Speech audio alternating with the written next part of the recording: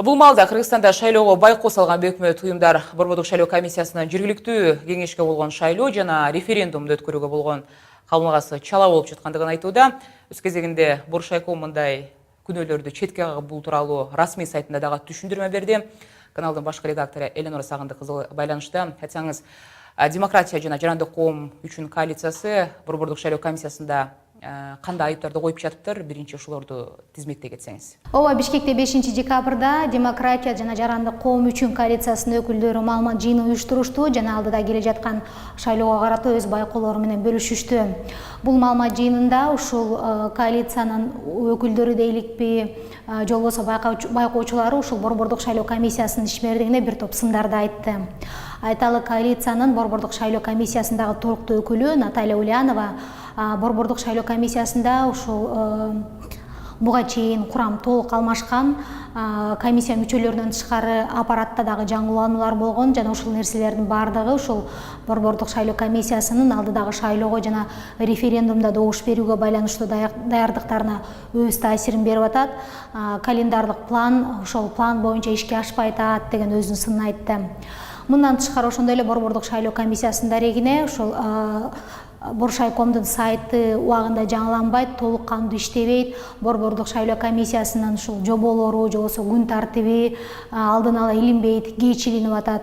Борбордук шайлоо комиссиясынын жыйындары абдан кечки саат 8-дерде, 9-дарда өтүп атат деген сындарды айтты. Ошондой эле ушул Борбордук шайлоо комиссиясынын төрайымына дагы Нуржан Шайдалбекова дагы сындар айтылды.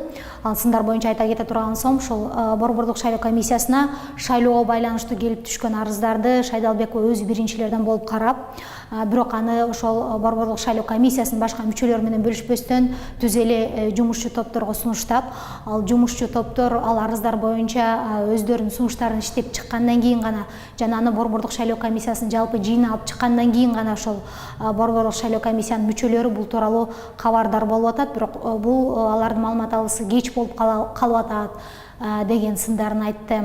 Ушул эле маалымат жыйынында коалициянын жетекчиси Ажилов дагы ушул Борбордук шайлоо комиссиясына карата өзүнүн сын пикирин айтты десек болот.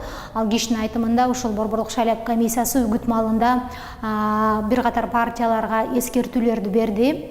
Ошол эскертүүлөрдө шаар ичиндеги эрежелерге туура эмес келген баннерлерди алып салуу баягы сунуш айтылган болчу, бирок партиялар тарабынан ал нерсе аткарылган жок.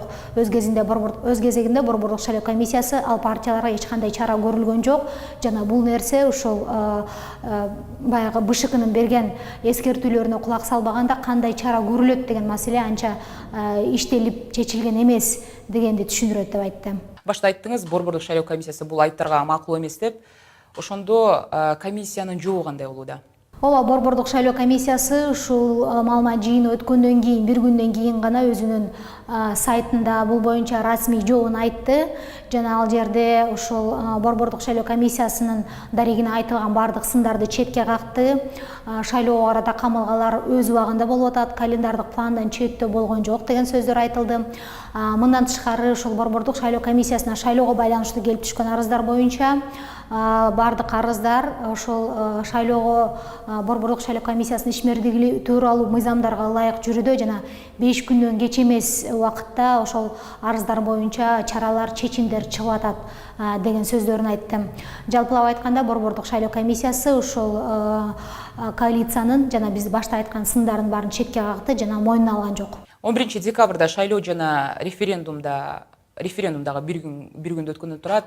Добуштарды санак алуу кандай жүрүптүр, анан чаташуу болбойбу деген дагы суроо кызык болууда. Деги эле участкалык шайлоо комиссияларынын иш тартиби кандай болот экен? Ооба, ушул 11 декабрда жергиликтүү кеңешке шайлоолор жана конституцияны өзгөртүү боюнча баягы добуш берүү референдум бир күндө өткөндүгүнө байланыштуу добуш берүүдө жана референдум үчүн, шайлоо үчүн дагы референдум үчүн да добуш берүүдө бир чаташуулар болот деген кооптонуулар болуп атат. Бирок азыр алдын ала эчтеке деп айтканга болбойт. Бирок ошол добуш берүүнүн жол жоболору кандай болот, бир аз түшүндүрө кетсем, ошо шайлоо участкаларында ошол добуш берүү кечки саат 8-де жыйынтыкталат. 8-ден кийин ошол ар бир шайлоо участкасынын мүчөлөрү, төрагасы баш болуп, байкоочулардын жана ошондой эле массалык маалымат каражаттарынын өкүлдөрүнүн көзүнчө добуштарды санакка алат. Добуштар саналып бүткөндөн кийин ошол добуштардын жыйынтыгы боюнча атайын протокол түзүлөт жана ал Борбордук шайлоо комиссиясына жолдонот. Дагы бир бул жерде белгилей кетүүчү нерсе, ошол эгерде шайлоонун жыйынтыгында баягы добуштарды санап жатканда ошол шайлоо участкасына келген добуш берүүчүлөрдүн жазган арыздары менен үкөктө табылган баягы бюллетендердин сандары бири-бирине туура келбей калса, анда ошол шайлоо участкасындагы жыйынтык добуштар жокко чыгарылат жана бул боюнча чаралар көрүлөт. Мындан тышкары колдонулбай калган бюллетендер боюнча баягы добуш берүүгө ошол шайлоо участкасына келип добуш берүүчү бардык эле шайлоочулар келет деп айтканга болбойт. Буга кепилдик жок.